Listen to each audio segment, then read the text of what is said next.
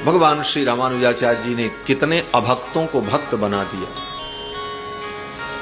रामानुज स्वामी के एक शिष्य थे श्री धनुर्धर दास, पहलवान थे,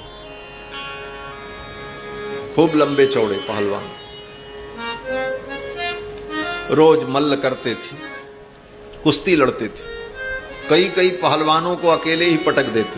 ऐसे पहलवान थे धनुर्धर दास।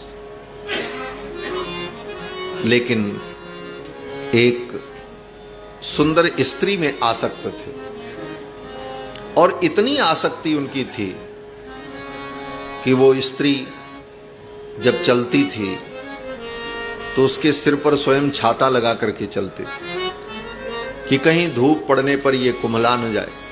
इसकी आंखें कमल के समान मुझे अत्यंत प्रिय हैं, इसकी आंखें कहीं कुम्हला न जाएं। और उस सुंदरी की आंखों को ही देखा करते थे।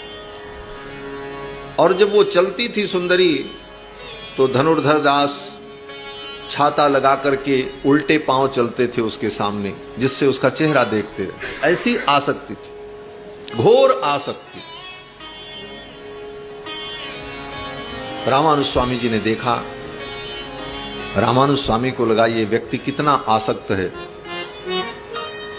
लेकिन इसकी आसक्ति की जो दृढ़ता है ये बड़ी विलक्षण है। अगर यही आसक्ति इसकी भगवान में हो जाए तो इसका तो कल्याण हो जाए। अगर इसकी इतनी आसक्ति भगवान में हो जाए तो इसका कल्याण हो जाए। तो रामानुज स्वामी ने धनुर्धर दास जी को बुलाया और कहा, देखो तुम उस सुंदरी की आंख देखने के लिए, उसका मुख देखने के लिए उल्टे पांव चलते हो छाता लगाकर, क्या है विशेषता उसके अंदर? धनुर्धर दास ने कहा, ऐसी आंखें आज तक मैंने नहीं देखी, ऐसा सौंदर्य मैंने नहीं देखा। ये सौंदर्य, इसकी आंखें मुझे अत्यंत प्रिय हैं। रामानुज स्वामी ने कहा, अगर इससे भी सुंदर आंखें और इससे भी विलक्षण, अति विलक्षण सौंदर्य तुम्हें दिखाई पड़े तो क्या इसे देखना छोड़ दोगे? धनुर्धर दास ने कहा, निश्चित रूप से। अगर इससे भी सुंदर कोई दुनिया में आंखें हो और कोई सौंदर्य हो सकता है तो मैं इसे देखना छोड़ दूंगा। मुझे तो विश्वास है इससे सुंदर दुनिया में कुछ हो नहीं सकता।